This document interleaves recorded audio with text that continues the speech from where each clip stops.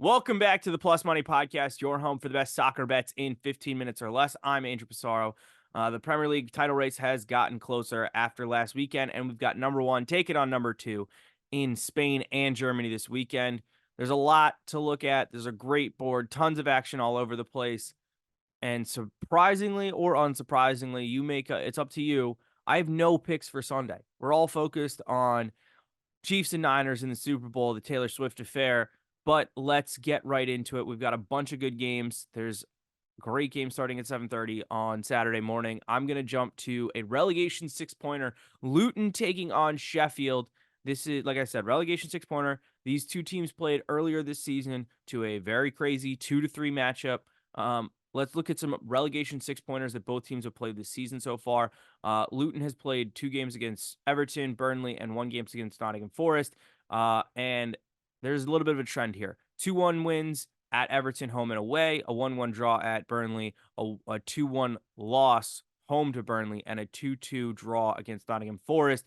Relegation six-pointers for Sheffield, a 5-0 loss to Burnley away, a 2-1 loss away to Nottingham Forest, and a 2-2 draw with Everton. So I do like both teams to score in over 2.5 at plus 105. It's hitting 6 out of the 8 of these matches. There's a lot of other recent results that'll match up with that. I want to point out that Luton could go 4 points clear of Everton and 10 points clear of Burnley with a result here.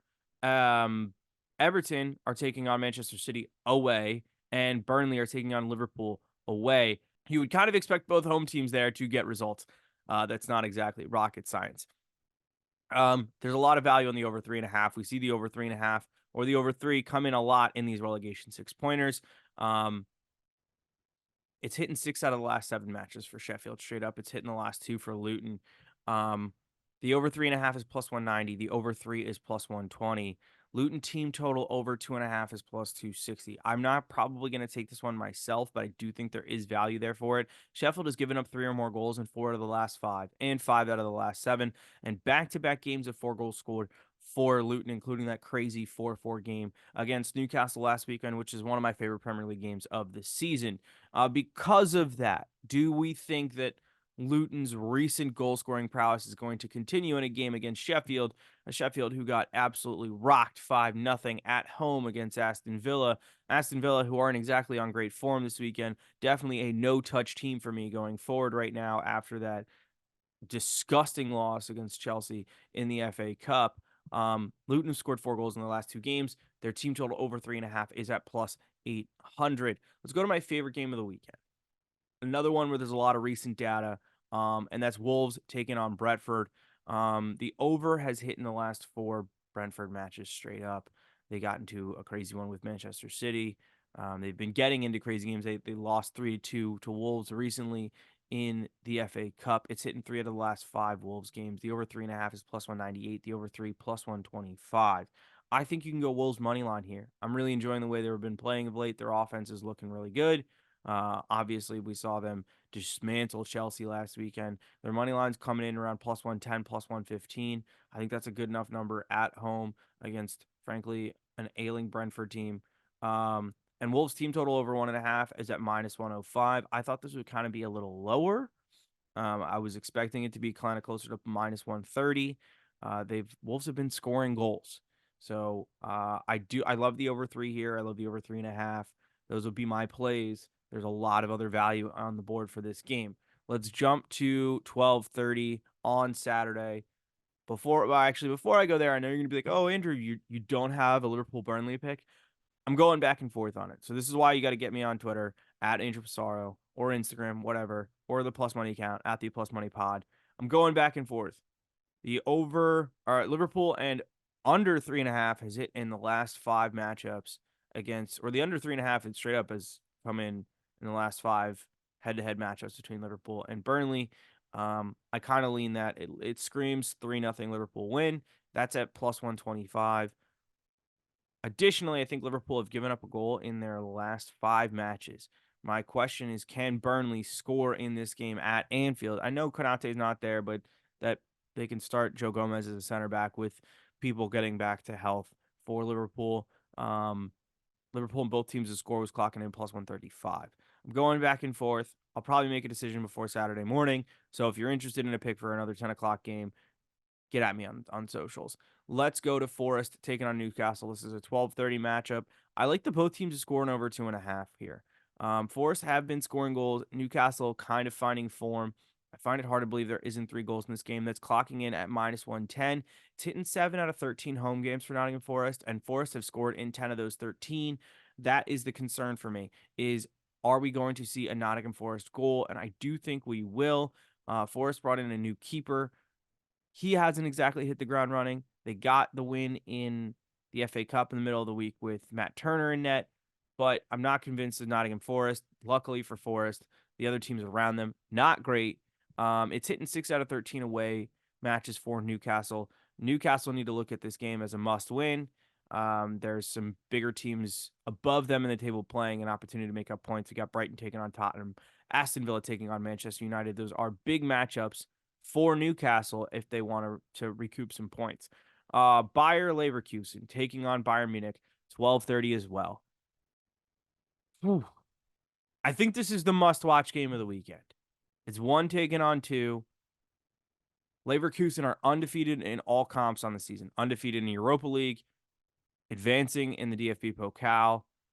They've been very dramatic of late after the Bundesliga break. They're missing their star striker, who's going to be out until April, which is not having Boniface has definitely changed the way that Leverkusen are playing. And Bayern Munich, I don't know what's going on with them, man. Something just isn't right. They're playing well, kind of, but they're also very crazy injured. A lot of people are going to tell you this is where Bayern Munich get it done and Leverkusen just kind of disintegrate.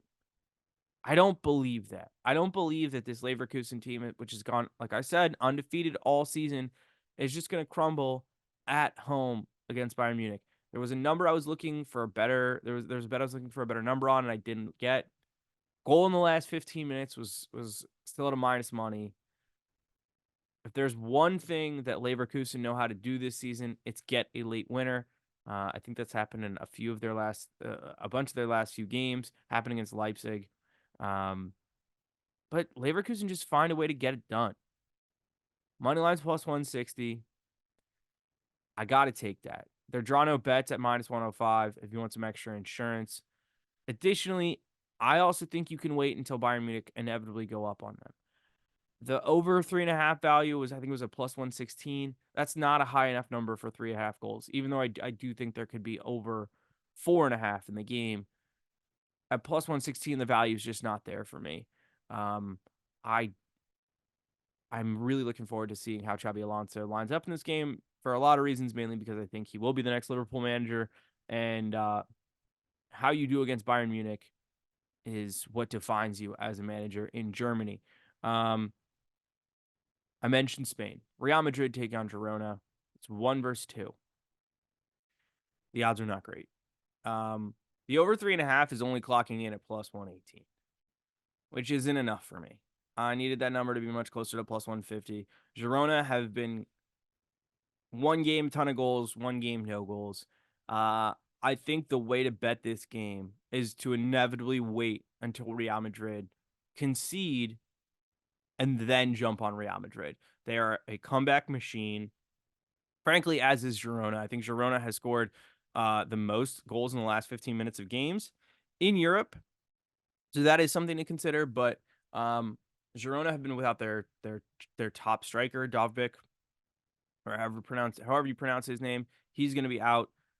So as much as I want to find value in that game, I can't. I honestly think that Real Madrid, who are minus 260 money line right now, I don't even know if that's worth it to put into a parlay.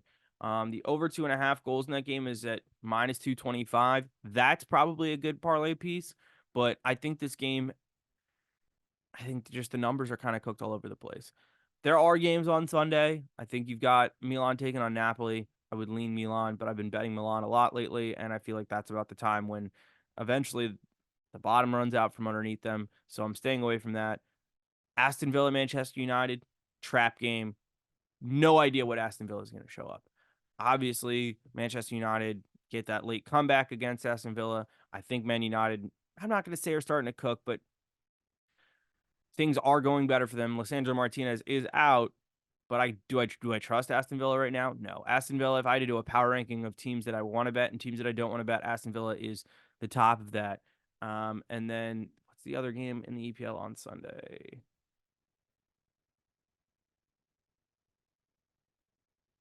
And then West Ham and Arsenal, I could find something for that. I was leaning Arsenal on both teams to score. It's a plus 185, but I don't know what West Ham team's showing up right now. They're another team that I have questions about. I know West Ham tend to show up in these London derbies. So if you want to take West Ham and or Arsenal and both teams to score at plus 185, if you want to take both teams to score in over 2.5, I wouldn't hate that. I do think West Ham get on the board here. I thought West Ham were getting on the board last week, and I had both teams to score in that Manchester United game in a parlay, and they didn't do it. So it is what it is. All right, guys. Best of luck in the Super Bowl. Travis Kelce, anytime goal scorer. Goal scorer. Travis Kelce, anytime touchdown scorer, plus 100. And I like the Chiefs. You can't give me Patrick Mahomes. Careful with the Super Bowl, folks. Trying to keep it light this week. We'll be back next week. I'm jumping on another podcast to do a Champions League preview, so I'll be sharing links left and right at Andrew Passaro at the Plus Money Pod. Let's stay positive. I'll catch you next week.